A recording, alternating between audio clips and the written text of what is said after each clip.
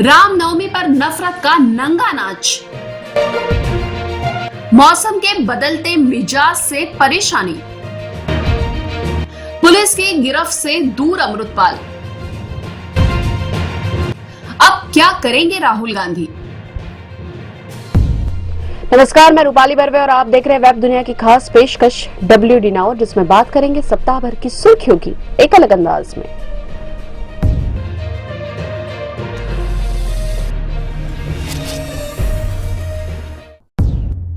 राम ही केवल प्रेमु प्यारा, जानी लेऊ जो जान निहारा। अर्थात प्रभु राम को केवल प्रेम ही प्यारा है, जिसे जानना हो वो जान ले। लेकिन उन्हें मर्यादा पुरुषोत्तम राम के जन्मदिन यानी कि रामनवमी पर नफरत और हिंसा का जो खेल रचा गया, उसे देखकर इंसानियत शर्मसार हो गई। समाज के इन दुश्मनों ने रामनवमी और राम के आदर्शों के अर्थ ही बदल दिए। पश्चिम बंगाल के हावड़ा से लेकर महाराष्ट्र के संभाजीनगर, मुंबई, बिहार के सासाराम और बिहार शरीफ आदि स्थानों पर हिंसा की घटनाएं हुई। इतना ही नहीं, पड़ोसी देश नेपाल में भी रामनवमी पर इस बार जमकर हंगामा हुआ। पश्चिम बंगाल के हावड़ा शहर के काजीपाड़ा इलाके में रामनवमी की शोभा यात्रा निकाले जाने के दौरान आगजनी और पथराव की घटनाएं हुई। अगले दिन शुक्रवार को भी पुलिस कर्मियों पर अज्ञात लोगों ने पथराव किया। लोगों को तितर बितर करने के लिए पुलिस को लाठियों का इस्तेमाल करना पड़ा और पथराव में कम से कम 3 पुलिसकर्मी घायल हो गए। इस बीच गृह मंत्री अमित शाह ने इस मुद्दे को लेकर राज्यपाल CV आनंद बोस से बात की और स्थिति का जायजा लिया। मुख्यमंत्री ममता बनर्जी ने भी स्थिति की समीक्षा की। उन्होंने आरोप लगाया कि हावड़ा में हुई हिंसा के लिए भाजपा और अन्य दक्षिणपंथी संगठन जिम्मेदार है। उन्होंने कहा कि राज्य सरकार उन सभी लोगों की मदद करेगी जिनकी संपत्तियों को झड़पों के दौरान नुकसान पहुंचा है। उधर महाराष्ट्र के संभाजीनगर, जो पूर्व में औरंगाबाद के नाम से जाना जाता था, यहां भी रामनवमी के दिन हिंसक घटनाएं हुई। उपद्रवियों ने वाहनों को आग लगा दी। हिंसा में घायल एक व्यक्ति की शुक्रवार को मौत हो गई। मुंबई के मालवनी इलाके में भी रामनवमी के जुलूस के दौरान 2 समूहों के बीच हुई झड़प के मामले में पुलिस ने करीब 300 लोगों के खिलाफ प्राथमिकी दर्ज की है और 21 लोगों को गिरफ्तार किया है।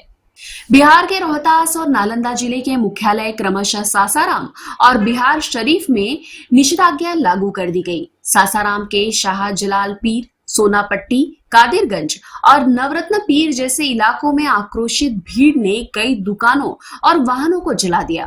पत्थरबाजी में 2 पुलिसकर्मियों सहित कई लोग घायल हुए।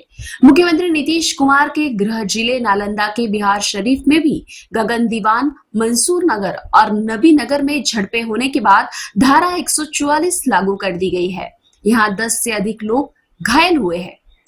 गुजरात के वडोदरा शहर में रामनवमी के 2 जुलूसों पर पथराव किया गया, जिसमें कुछ लोग घायल हो गए। पहली घटना फतेहपुरा इलाके में हुई, वहीं दूसरी घटना पास के कुंभरवाड़ा में हुई। हिंसा की इन घटनाओं के अलावा मध्य प्रदेश की आर्थिक राजधानी इंदौर में रामनवमी पूजा के दौरान हुए हादसे में 36 लोगों की मौत हो गई। यह हादसा बावड़ी की छत गिरने के कारण हुआ। इससे वहां मौजूद सभी लोग बावड़ी में गिर गए। दूसरी ओर राजस्थान के कोटा में रामनवमी समारोह के दौरान करंट लगने से 3 लोगों की मौत हो गई। मौसम लगातार मिजाज बदल रहा है। कहीं गर्मी से लोग परेशान हैं तो कहीं बेमौसम बारिश और ओले गिर रहे हैं। राजधानी दिल्ली में गुरुवार को तेज हवाओं के साथ बारिश हुई। कहीं कहीं ओले भी गिरे। खराब मौसम के चलते हवाई यातायात पर भी असर पड़ा। कई स्थानों पर तेज हवाओं के कारण पेड़ गिर गए। उत्तर पश्चिम भारत में पश्चिमी विक्षोभ के असर से राजस्थान, पंजाब और हरियाणा के कई हिस्सों में बारिश हुई। हिमाचल प्रदेश के लाहौल और स्पीति जिले में हल्का हिमपात हुआ, जबकि राज्य के कई हिस्सों में हल्की से मध्यम बारिश भी दर्ज की गई। मौसम में बदलाव के कारण इन्फ्लुएंजा के मामलों में भी तेजी आई है। राजधानी दिल्ली के CK बिरला अस्पताल में वरिष्ठ सलाहकार इंटरनल मेडिसिन राजीव गुप्ता ने कहा कि वर्तमान में श्वसन संबंधी बीमारियां सबसे अधिक देखने को मिल रही है। उन्होंने कहा कि मरीजों में खांसी, बुखार, शरीर में दर्द, गले में खराश और नाक बहने जैसे लक्षण दिखाई देते हैं। दूसरी ओर एक स्टडी में केरल में औसत वार्षिक बारिश में 16% की वृद्धि और अधिकतम तापमान में 1.7 डिग्री सेल्सियस और न्यूनतम तापमान में 1.9 डिग्री सेल्सियस की संभावित वृद्धि का अनुमान जताया गया है। इससे लोगों में डर का माहौल है। राज्य में अधिकतम और न्यूनतम तापमान में वृद्धि का जो अनुमान जताया गया है, उसे राज्य में मौसम और फसल के पैटर्न में काफी बदलाव आ सकता है।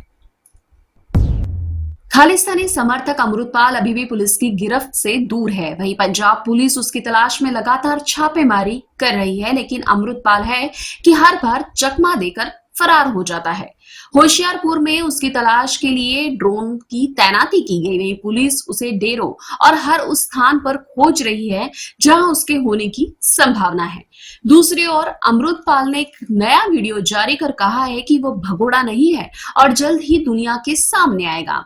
मुझे मौत का डर नहीं है, जल्द ही संगत के बीच में आऊंगा। हालांकि इससे पहले के वीडियो में उसने पंजाब पुलिस को उसे गिरफ्तार करने की चुनौती दी थी। इस बीच पंजाब पुलिस ने अमृतपाल सिंह और उसके वारिस पंजाब देश संगठन के खिलाफ कार्रवाई के दौरान हिरासत में लिए गए लोगों में से 348 को रिहा कर दिया है। लोकसभा की सदस्यता रद्द होने के बाद अब यह सवाल उठ रहा है कि कांग्रेस के पूर्व अध्यक्ष राहुल गांधी का अगला कदम क्या होगा। वे जमानत मांगेंगे या जेल जाएंगे। हालांकि राहुल गांधी जिस तरह मोदी सरकार पर लगातार हमले कर रहे हैं, उसे ऐसा लगता है कि अभी तो कुछ समय के लिए उन्होंने जेल जाने का मन बना लिया है। वे जेल जाकर खुद को विक्टिम के रूप में पेश करने की रणनीति बना रहे हैं। वहीं कांग्रेस मोदी के नेतृत्व वाली भाजपा सरकार पर आरोपों की बौछार कर रही है। उसका कहना है कि चोरों और घोटालेबाजों का पर्दाफाश करने की वजह से मोदी सरकार राहुल गांधी पर निशाना साध रही है। कांग्रेस ने कहा है कि वो लोकतांत्रिक ढंग से और अहिंसात्मक तरीके से इसके लिए संघर्ष करेगी और जीत हासिल करेगी। कांग्रेस नेता प्रमोद तिवारी ने सवाल उठाते हुए कहा कि अडानी की शेल कंपनियों के पास 20,000 करोड़ रुपए है। यह काला धन किसका है? ये शेल कंपनियां किसकी है? ये कंपनियां रक्षा क्षेत्र में भी काम कर रही है। राहुल गांधी को सजा की घोषणा के बाद विपक्ष भी एकजुट होता दिखाई दे रहा है। ज्यादातर विपक्षी दलों ने राहुल की सजा का विरोध किया है। वहीं दिल्ली के मुख्यमंत्री अरविंद केजरीवाल प्रधानमंत्री मोदी पर लगातार हमलावर बने हुए हैं। वहीं राहुल की अयोग्यता के मामले में जर्मनी द्वारा संज्ञान लेने पर भी सत्ता पक्ष और कांग्रेस के बीच जमकर तू में हुई। अब खबरें संक्षेप में। पीएम मोदी की डिग्री की जानकारी मांगने पर गुजरात हाई कोर्ट ने लगाया दिल्ली के मुख्यमंत्री अरविंद केजरीवाल पर 25,000 रुपए का जुर्माना। तमिलनाडु में कोरोना के बड़े मामलों के बीच बड़ा फैसला, 1 अप्रैल से राज्य के सभी सरकारी अस्पतालों में मास्क अनिवार्य। देश के 16,000 जौहरियों को 3 माह की राहत, पुराने हॉलमार्क वाले आभूषण बेच सकेंगे। अमेरिका के पूर्व राष्ट्रपति डोनाल्ड ट्रंप के खिलाफ चलेगा मुकदमा, फिर राष्ट्रपति बनने की उम्मीदों को लगा झटका। मुकदमे का सामना करने वाले ट्रंप पहले पूर्व राष्ट्रपति। भूखमरी से जूझ रहे पाकिस्तान में मुफ्त राशन वितरण के दौरान भगदड़, 11 मरे, मरने वालों में महिला व बच्चे ज्यादा। ये थी वेब दुनिया की खास पेशकश WD नाउ। अगले सप्ताह की सुर्खियों के साथ फिर हाजिर होंगे। नमस्कार। वेब दुनिया की सभी से अपील है कि भीड़ भाड़ से बचें, मास्क पहने व सैनिटाइजर का इस्तेमाल करें, साथ ही सोशल डिस्टेंसिंग का पूरा पालन करें।